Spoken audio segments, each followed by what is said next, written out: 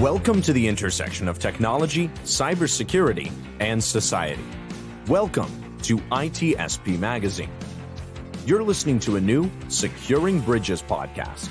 You're about to join Alyssa Miller as she sits down with senior and executive security leaders to share stories of success and failure while working across business teams. It's time to build and secure the bridge to the business. Knowledge is power, now more than ever.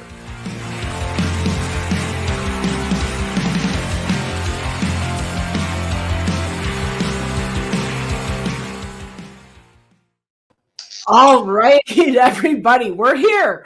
Sorry about that. It's been an adventure these last couple of weeks. We've had all of the tech issues you could imagine seem to have cropped up and bit us. But hey, we're here. It's me. It's Alyssa. We're here at Securing Bridges. We haven't forgotten about you.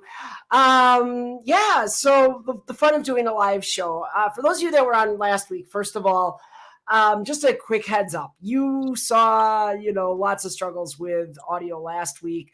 As a result of that, the interview or the show with Gabby, we're not going to be converting that to podcast. So if you went looking for the podcast audio only version of it, based on the audio issues, it just really wasn't worth putting into podcast. You can still watch the video of it.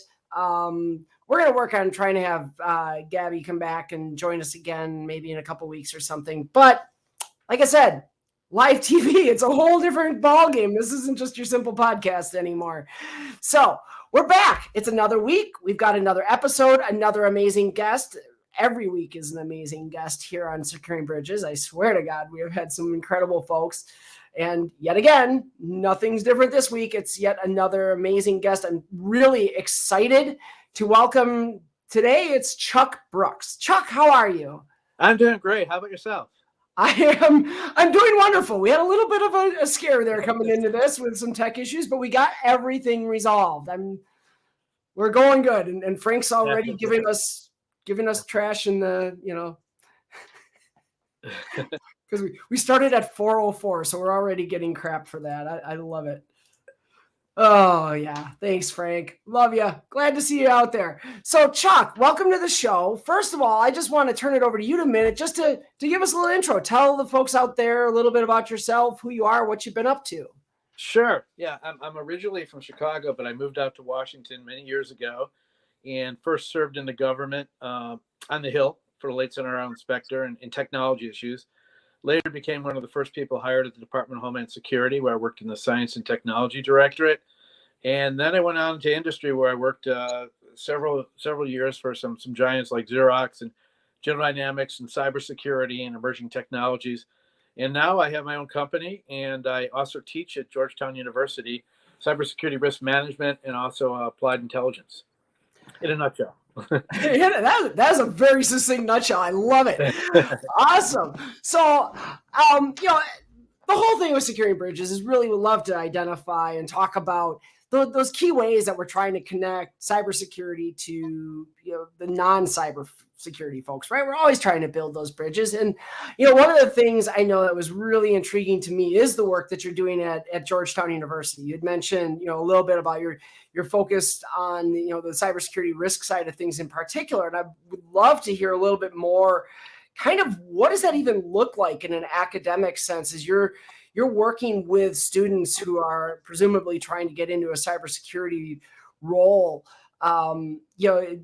Oftentimes we think of like that infamous GRC term and kind of get, a lot of security practitioners kind of back away, right? So it was fascinating to me to see that that's like an area where you're really focused. So can you kind of dive into that a little bit? Sure. Yeah, it's a very rewarding experience, actually. It's a relatively new program, but it's got, I think the advantage of being in Washington, D.C., we've got a lot of practitioners. We have a lot of technical people. We have a lot of policy people. And we also have a lot of companies and government agencies that are paying, this is the graduate level course, for their people to get educated deeper in cybersecurity and information security. So we're getting a really good caliber of students, a lot of them on the GI Bill that have served in the military. And I think it's sort of a recognition by a lot of people in this area that cybersecurity is certainly a career path, but it's also an important security issue from the government perspective and also from the business perspective. And a lot of them are changing their careers, or they're already in it. And it's exciting to see where they're going with it, because I have to say, in the last couple of years, so much has exploded on the cybersecurity scene, with just all kinds of emerging technologies coming on board, like 5G, soon to be quantum. Now they're requiring quantum encryption at NIST, etc. So there's a whole lot of things to teach.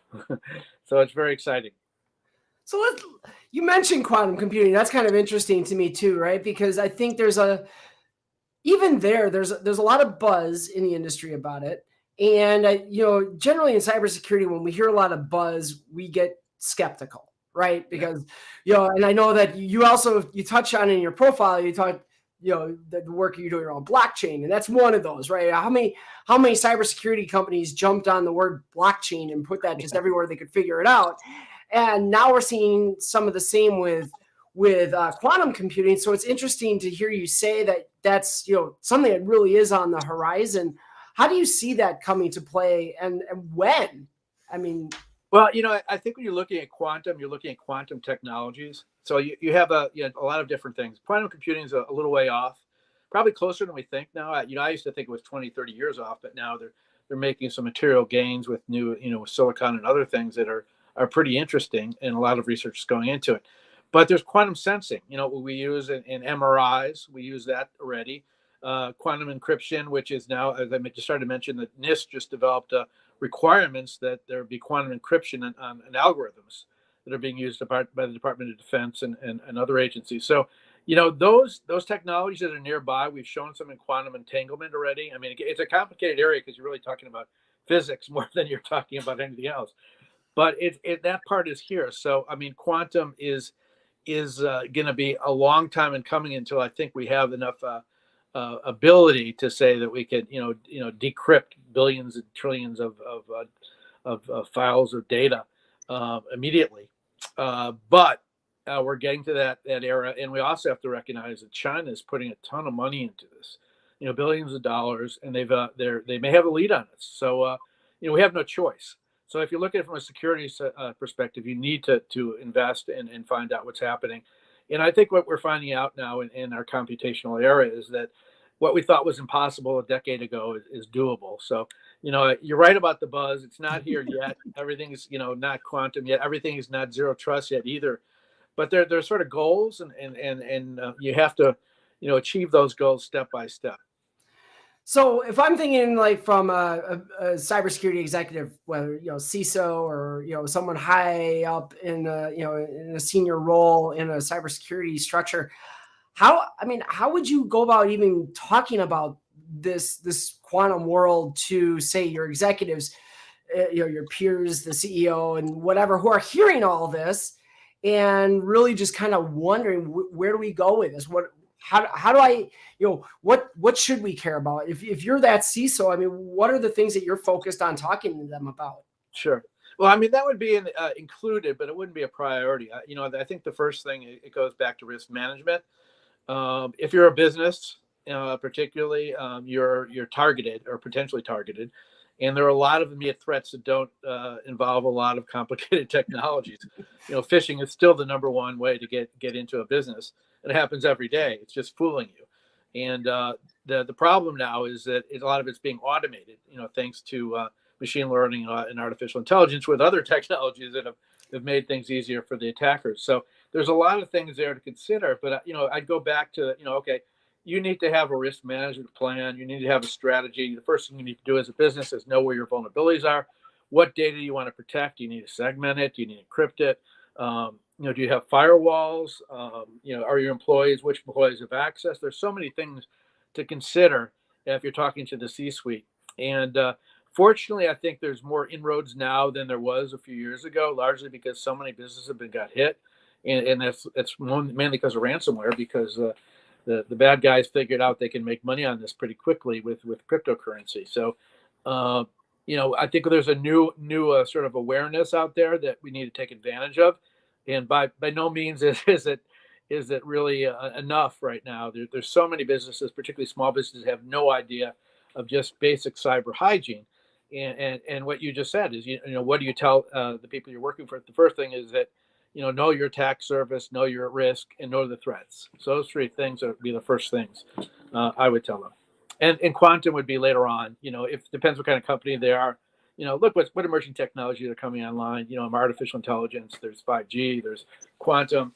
Of course, Internet of Things, which is already here and getting bigger and bigger, which is another threat to supply chain. But all those things have to be reckoned with in any kind of company that's looking forward, because we're really in the fourth industrial era. We're moving to a digital world, digital transformation, and we're early, but all this stuff is happening very fast. So shifting gears a little, you'd mentioned that now you're running your own organization, Brooks Consulting. And, from reading about it, it sounds like you're doing work both with some pretty large enterprise organizations. You mentioned Fortune 1000 clients, but you also mentioned you're doing work in the startup world. Yeah. That's got to be a really interesting juxtaposition when you're dealing with something, someone who's in that Fortune 1000 versus the startup land. Yeah, it is quite a contradiction. I mean, the big companies, the ones that I work with, are all very policy oriented.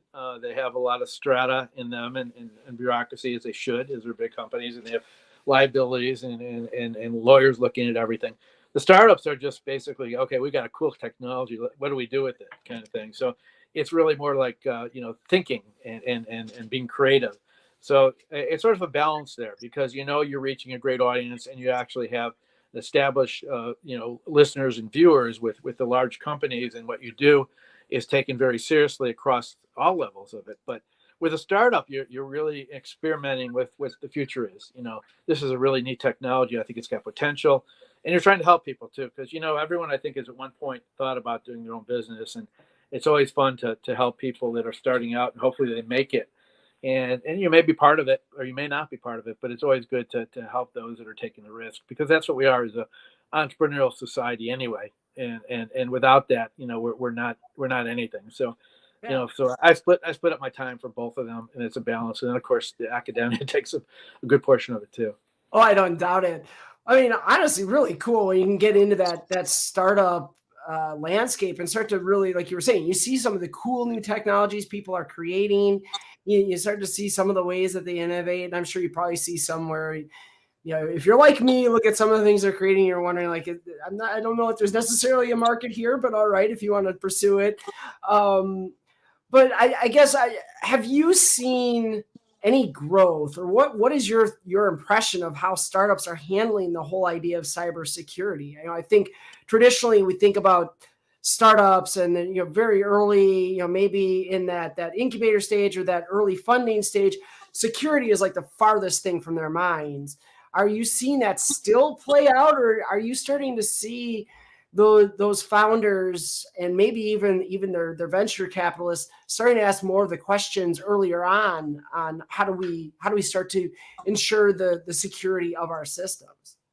Oh, I've definitely seen a change over the last couple of years. And it's not just me that's seen the change; it's the money, the VC that are putting the money into it. They're putting so much money into cybersecurity startups and technologies, some with valuations that are crazy. But I think they see the value of protecting reputation, of viability of these companies, and a lot of them also have business in both the public and private sector.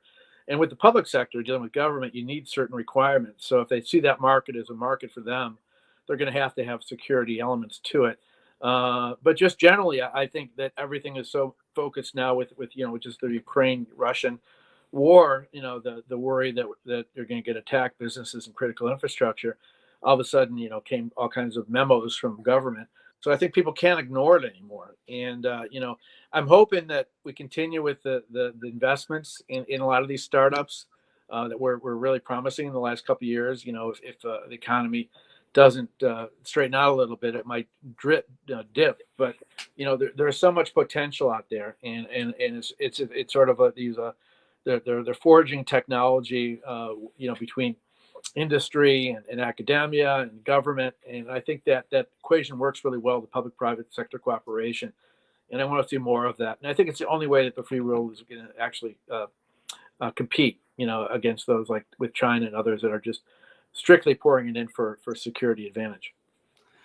Yeah, and that public-private sector collaboration is a really interesting concept, right? I mean, that's something we're seeing, heavily focused on by CISA. Jen Easterly was on here about a month ago. We talked quite a bit about the efforts that she's doing, which seem to expand on, kind of where I think Brian Krebs, let's get the right Krebs, the Chris Krebs. Jeez, I'm okay, I promise. Chris Well, they're Krebs. both in cyber, so it's okay. Yes, yeah, I mean, they both have their plays, right? But I mean, I think that's where Chris Krebs was started, and then sort of election security sort of pulled their focus there. But that I would love to see that grow. And you mentioned that that you came from Homeland Security, you spent some time there as well, and I'm assuming that sounds like it was pre-CISA days. I was one of the first people in. I was a plank holder there. When I went there, that was like I was operating out of a warehouse, so they were just putting everything together with the help of the Secret Service and Coast Guard, actually. So I was really in the building days with Tom Ridge, and it was very exciting because you see, my focus was on science and technology, so it was working with all the labs and working with all the universities and bringing in the experts in these areas. Although then cyber wasn't the big focus; it was more chemical, biological, rad nuke. Explosives rather than that, but that has changed, and that's when since it was really built for cyber, and I'm really impressed by the job that Jen is doing. There is a lot of outreach to the private sector. There's much more awareness, particularly in the energy sectors and financial sectors, on the threats, and the threat sharing is getting good. So a lot's happening, I think, in that area that really validates the reason for being for CISA. Well, and how wild that they're now opening up an office in London.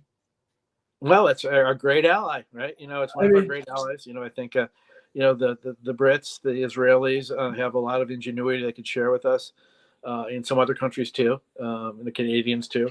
So I think the more we're in this together and cooperate bilaterally and multilaterally, the better we're going to get to security stages where we can protect ourselves better.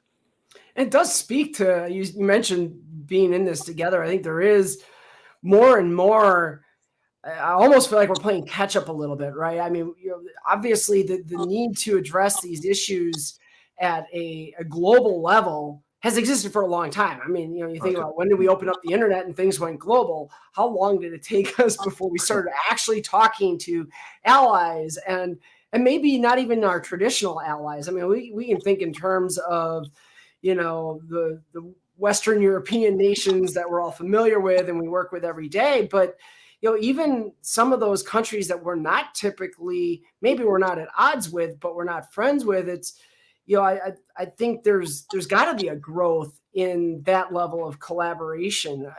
Would you agree? Oh yeah, no, I agree. I think with the exception of the major perpetrators right now, which are Russia, China, North Korea, and Iran, most of the countries out there are in the same position, because a lot of what's being attacked is not necessarily governments; it's their private sector, their banking, their businesses, and they're all being victimized by those economic realities. So, it makes sense for us to collaborate and work together with most of the countries out there. And so you have a cool perspective because you've been in the public sector, you've been in the private sector, and you highlighted something there that, of course, is again, I think it's core to what CISA is trying to do. But it also represents the big challenge, and that is we have reached a point like no other before that I can remember, at least as long as I've been alive, which, is a few decades here now. Come on. But where the private sector has so much influence on national security. I mean, we've always thought in terms of traditional defenses, defend our borders, nuclear defenses, things like that. And sure, the private sector plays a part in that. But now you mentioned the attacks on things like critical infrastructure and what that means in terms of our homeland security, our national defense. How do you feel we can continue to build and I guess I don't want to say get them to care because I think they care, but how do we continue to get private industry more engaged in that kind of collaborative, national defense strategy. Yeah, well, I think it's critically. I think critical infrastructure is really making inroads because most of it's owned by the private sector, about 80%. And I think they came to the realization, particularly energy and utilities and others, that they can't do this alone. I mean, the threats are too great and too strong out there. So, I think what we need to do is more awareness, and I think it's really more along small and medium businesses out there, which are the really the main business elements of our economic engine in the United States. And most of those companies are still way behind the eight ball when it comes to cybersecurity. They don't realize that their supply chain may be corrupted and they can be taken out and they go out of business so easily, or the reputation marred. So we really need to do outreach, and I think CISA is doing some of it, but I think Congress has finally woke up. There's a lot of initiatives now, and I think in the cyber realm that weren't there a few years ago. They're looking at every industry. They're looking at helping train people in economics, sense of getting jobs in cybersecurity because there's such a dearth of them out there, retraining people in government. So I think all of that combined, helps a lot. It adds STEM to it, add everything else that we're trying to do. It goes back to the digital age focus. We need to really recruit and get people involved in this area because there's so much depth to it. It's not just communications. It's everything we do. Everything we operate has a digital connection. So we really need a bigger focus. Sure. So I mean, I do feel like we've kind of hit that critical mass. At least let's think just critical infrastructure for a minute. Have we kind of hit that critical mass where you feel like they're a little more motivated at this point? The reason I ask is I look back, on my history as a consultant, and for the better part of a decade, I was working in NERC-CIP and dealing with a lot of the regulations around infrastructure protection, but it never seemed to. It was regulation did what regulation does, right? People just want to whatever I got to do to get you off my back. All right, fine. But there's never that meaningful commitment, or very rarely was there that meaningful commitment to, all right, we really have to secure ourselves. And I feel like maybe I always thought there was like some skepticism on the part of those organizations where they didn't really believe the problem was that worrisome because of traditionally, I mean, you're talking to electricians and so forth, right? I mean, people who, their first thought isn't the cybersecurity world. And so I'm curious now if, how you feel, if you think, that we've gotten over that hump, and is that, if we've gotten over that hump, is it maybe a result of some, pretty prominent news stories now that have shown tangibly what can happen? Yeah, I'm not sure we've gotten over the hump totally. I mean, I think there's still a lot out there that see compliance as security, it's, check the box kind of thing. But I think that we're more aware of the risks. We seen what happens in the energy industry, the amount of attacks happening. We saw it happen to Aramco from Iran. We saw that, Russia has been able to take out Ukrainian power plants. So, and satellites. So I think, there's a greater awareness, I think, among the people that are leading those sectors of the economy. And I think there's also a great awareness in government that's now starting to mandate this awareness and involvement. So I think it's not quite there yet, but I think it's going in the right direction. And I'm hopeful that there'll be more. For instance, when I just mentioned satellites, the satellites are not considered critical infrastructure, but yet our communications are more and more of it are going up and around Earth orbit. So, we need to look at that too, the ground stations, the satellites, the vulnerabilities. Everything is vulnerable right now. And so I'm hoping that, now that we're getting a sort of more sober perspective of what the cyber threats are and how dangerous they are, that, you can really focus on filling all these gaps. And there are a lot of them to fill. And that's, I mean, so those that follow me on Twitter know this. You may not know this, Chuck, but I'm a student pilot. And so you talk about satellites not being critical infrastructure. I mean, my mind immediately went to thinking about how many aircraft now are reliant on GPS. I mean, the GPS system alone, if you lose that system, and the FAA is moving us farther and farther into that world, right? I mean, they're actually moving away from ground station based, navigation and so forth. And it's all becoming satellite based. To think about commercial airliners losing their ability to navigate via GPS. Yeah, are there backup ways? Probably, there are some things, but boy, that's a terrifying thought in and of itself. It certainly is. I think about it every time I fly, actually. But you're right. I mean, not just that, the cyber threats to a lot of the aircraft. I mean, there is so many vulnerabilities. And if you look at this from a security perspective, I mean, you can be up all night. You just look at healthcare, for instance. What could happen in hospitals, since most of them don't have good cybersecurity, and all the medical equipment, is vulnerable. I mean, there's so many things that we need to refocus on in this new era that we've just started to do. And I think the more we get on shows like this to talk about it, the better it is. Because there are bad guys out there. They're going to go for whatever reason, whether it's geopolitical or whether more likely it's financial, which a lot of these hacker criminal gangs are. They're going to go after where they can get you, and we just have too many targets. It's a larger attack surface than it's ever been. It's growing, and with these new technologies, with automation and artificial intelligence, it's easier for them too. So, there's other thing is that they only have to be lucky at like one time, out of 1,000 fishes.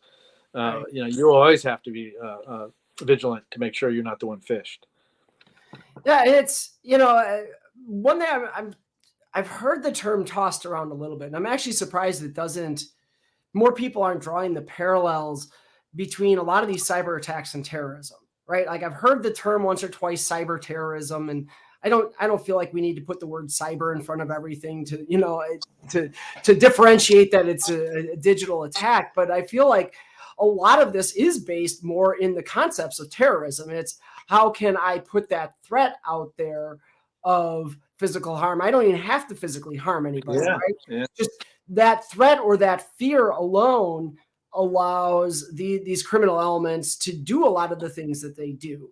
You think about pipeline getting shut down. Well, that created a whole lot of fear in folks' minds. Maybe not life or death fear, but it certainly had them afraid of what could happen to our economy.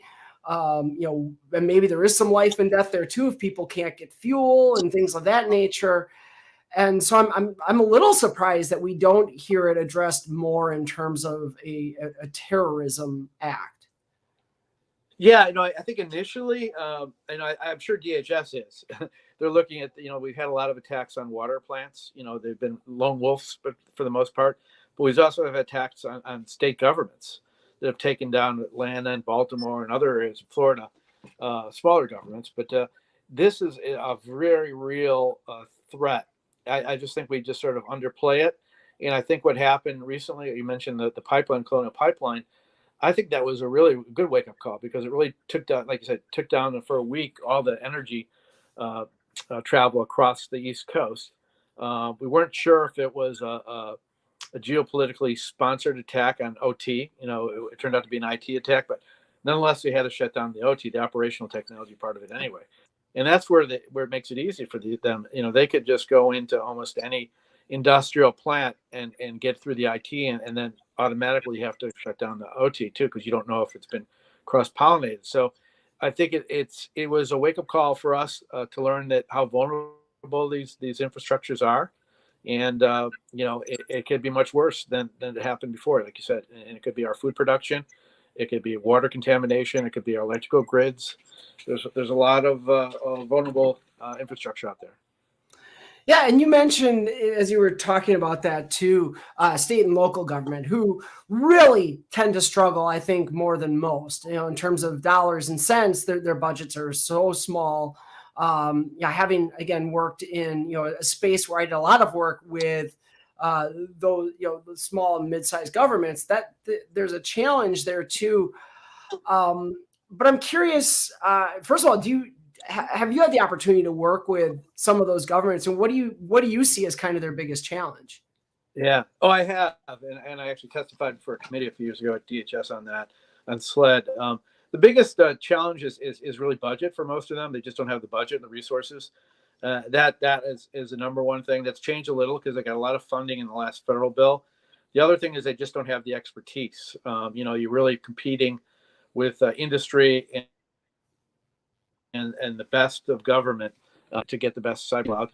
So there's other alternatives. I mean, the government could help them manage services, another thing, but state and local has its own unique problems, and I think that it's going to take a while for them to build up. But the one thing they can do is protect the crown jewels, particularly if it's citizen records, or if it's certain areas of government that they need to keep away from any kind of intruder. So I'm optimistic that as things go along, that a lot of this will be automated, and some of the lessons learned and shared will be much more integrated within the federal market too, between the state and local. So, but right now, I think we're at a point where things are still in early stages, where there's still a lot of gaps and vulnerabilities for the state and local operations. Do you feel like maybe there's an awareness component as well? Maybe it's not the top risk, but I think back to a couple higher profile stories. I think about the coal fire consultants who got arrested in Dallas County, and the granted, it seemed like they got kind of wrapped up in a little bit of political infighting between the sheriff's department and the judicial branch. But then, more recently, we have the case in Missouri, I believe it was, where we've got a journalist who points out that they were able to discover all of this information on a government website, not doing anything that you or I would consider hacking or unauthorized access to a system. But yet we had this governor who was adamant that he was going to charge this person and with crimes and everything else. Do you feel like that kind of points to maybe that there's even some awareness work that could happen there in the state and local ranks in particular? Oh gosh, yeah. I mean, again, they're a new territory. Actually, I think it's the Secretary of States that do a lot of this stuff with cyber, in the budget area. So they really need to start from a whole new launching pad. Just forget, government was behind too, and still is a little behind in some areas. But in terms of best practices, state and locals are not usually communicating much with each other. You also have, like you said, the different local elements. That might be a sheriff, it might be a city that may have their own IT operations, and it's not congruent to what the state is doing. So there's a lot more issues there because they're not as delineated as they are in the federal government, and the RFPs and everything that's done to procure technologies and capabilities is also different. So it's going to be a bigger challenge to get a lot of these states up. Some of the bigger states, like Texas and others, have strong budgets and they're doing a better job. But for most states, they just have not prioritized cybersecurity. So what can the private sector do in that case? I mean, what is there, from a private business perspective? I think there's a vested interest from the private sector in improving the quality of cybersecurity in state and local, because we're reliant on them for a lot of infrastructure and other things. What do you see, or do you have thoughts on what maybe private sector can do to try to influence that a little bit more? Yeah, I think there's in some of the states I've seen it. I think in Virginia, for one, there's now an involvement where they're building cybersecurity advisory boards with industry and government, and they're convening meetings and taking out actions. I think a lot of us states need to follow that action, but I think particularly if you're have a headquarters in the state and you're a big company that's involved with cybersecurity, part of your mission should be to educate and share, with the people around you, particularly your neighbors. So, I think there's a lot of possibilities there. Again, the states have to do the outreach initially, and I think some of them are doing it, but not many. So that's a good area I think for an idea for a plan to invigorate cybersecurity among the private and public sectors and states. So actually, I think we just answered Frank's question. In fact, he kind of put the answer in there. I feel like, okay, so, how do we get different groups to talk to each other? And he mentions that EDU has a great ISAC, the Run ISAC group. And, of course, we have FinISAC and a few others, or FS ISAC, excuse me. So I feel like, yeah, it's wherever we can look for that collaboration, that that opportunity to share and almost I don't want to call it a collaborative that kind of has its own, sense to it, but maybe there is that opportunity to really unite a lot of the efforts of what's going on in private sector and what's going on, in the government, and bring those efforts together, and, more than even just information sharing, but actually work projects together. I think we've started to see some of the ISAC groups do that. I know World Economic Forum has put together a few cybersecurity committees that are focused on ideas like that.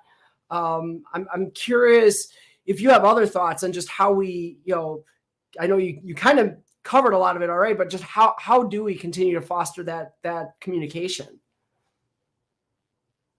Uh-oh, we lost your audio.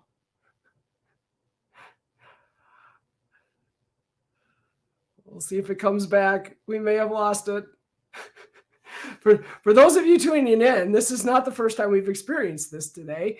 I think we lost Chuck, but you know what? We're getting down to that time anyway. So it's about time to wrap up, and we've been going for a while. But Chuck, I know you can probably still hear me, so thank you so much. It's really a pleasure to talk with you. Thank you, everybody who's tuned in.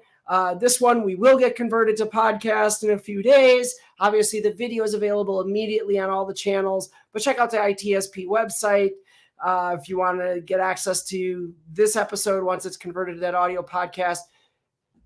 Podcasts of the past episodes, and of course videos, you'll find those on our usual channels.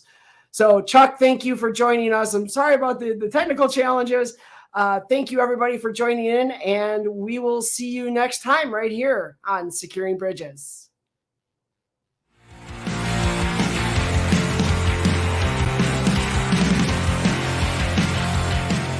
We hope you enjoyed this episode of Securing Bridges podcast with Alyssa Miller. If you learned something new and this podcast made you think, then share itspmagazine.com with your friends, family, and colleagues. If you represent a company and wish to associate your brand with our conversations, sponsor one or more of our podcast channels. We hope you will come back for more stories and follow us on our journey. You can always find us at the intersection of technology, cybersecurity, and society.